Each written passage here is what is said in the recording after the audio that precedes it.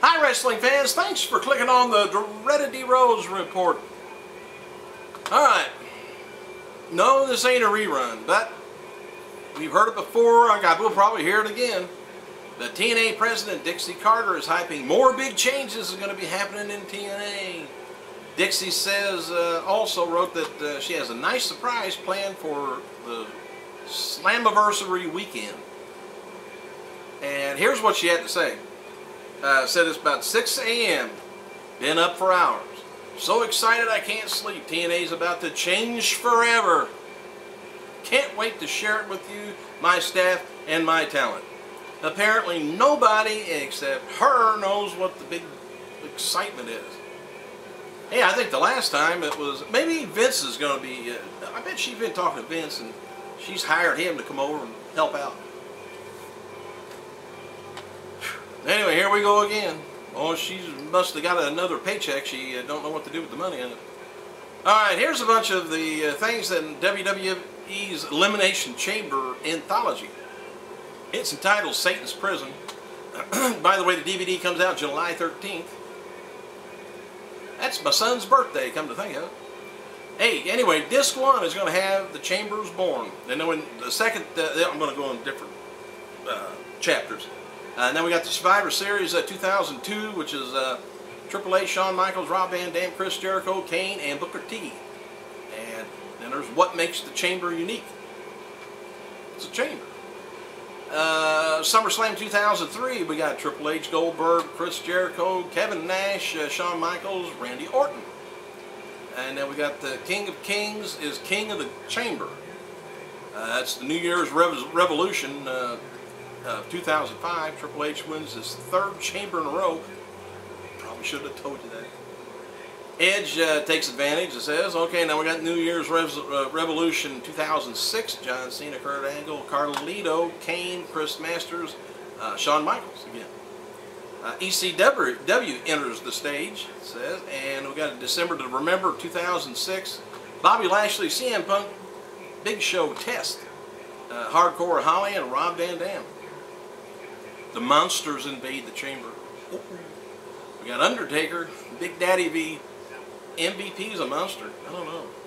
Batista, Finlay, the Great Khali. No Way Out 2008, Jeff Hardy, Chris Jericho, JBL, Triple H, Shawn Michaels, and Umaga. And you know, you get to thinking, that was 2006, and 2005 were the ones I just mentioned. I didn't realize them people seem like they've been gone longer than that, a lot of the people in that. Well, anyway, Disc 2 is a better than 1, it says. No Way Out 2009, Cena, Edge, Mike Knox, Rey Mysterio, Kane, Chris Jericho, No Way Out 2009 is Edge, Big Show, Jeff Hardy, Undertaker, Vladimir Kozlov, and Triple H. And it's got Shaping WrestleMania, Elimination Chamber 2010 is Sheamus, Ted DiBiase, John Cena, Triple H, Randy Orton, Kofi Kingston. Chamber match 2010 was Chris Jericho, Undertaker, John Cena, CM Punk, Rey Mysterio, R-Truth. Says what's next? Anyway, got the bonus content. The game speaks out about his signature match, Elimination Chamber qualifying matches. They got some of those. And it kind of ends there with I think the ending is Undertaker takes on Mark Henry. Alright, TNA has kind of scrapped the tag title match from this, did you know there was a pay-per-view this Sunday?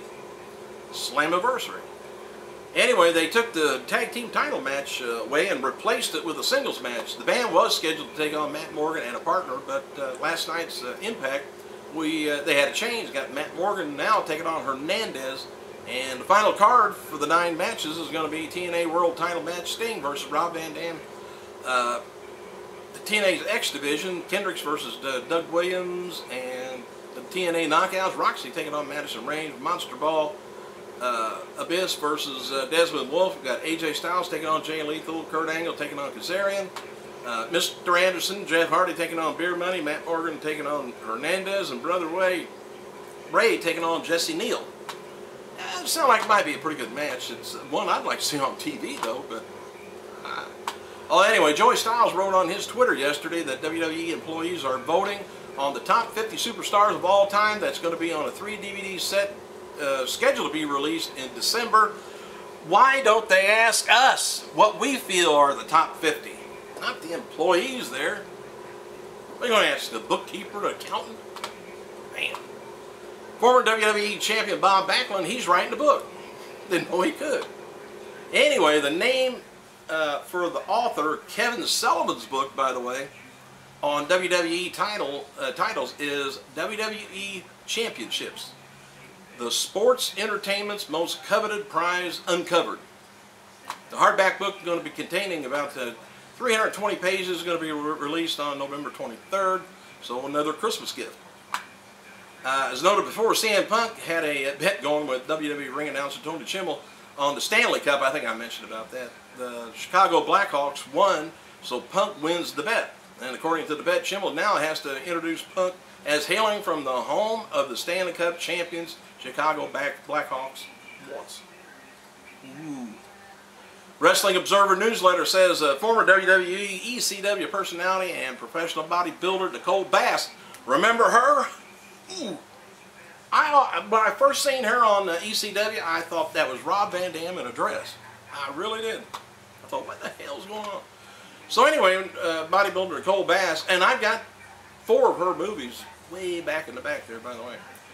She's taken her lawsuit against WWE now to the U.S. Supreme Court. Rather, the U.S. Court of Appeals, my fault. Anyway, it's the same lawsuit that was thrown out in 2003.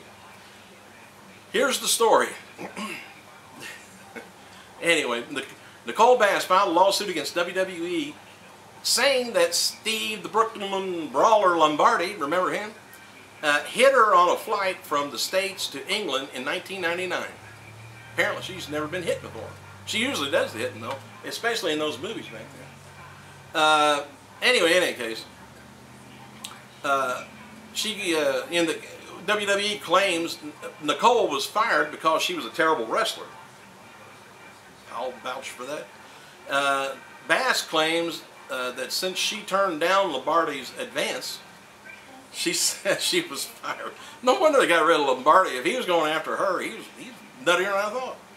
Lombardi was working as an agent for WWE at the time. Bass allegedly that Lombardi grabbed her breast, and she also claimed that the angle where Jeff Jarrett hit her in the head with a guitar was retribution, as they didn't do the gimmick guitar to break away, so they actually hit her in the head. Anyway, WWE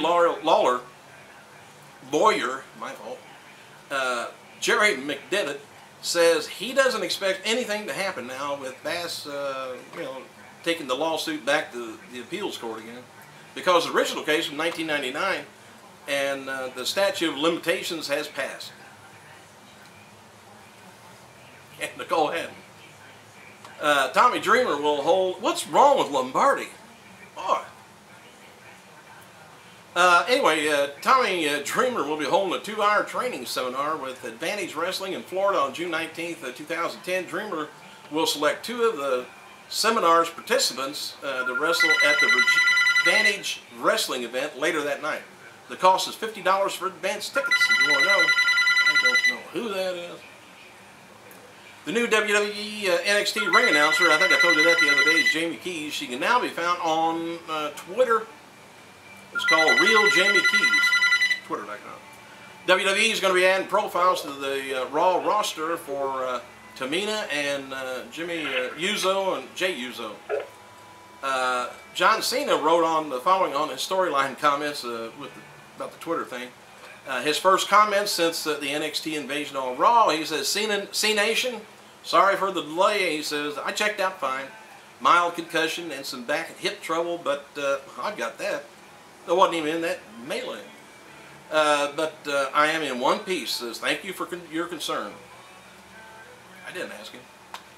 As advertised on the Raw live event, August 7th in San Diego, California, is John Cena and Sheamus taking on Sheamus, and The Miz taking on Rey Mysterio in a special Raw event appearance for Rey Mysterio in his hometown. And I'm about ready to run out of time. So I got more. I'll save it for tomorrow. Thanks for clicking. I gotta go.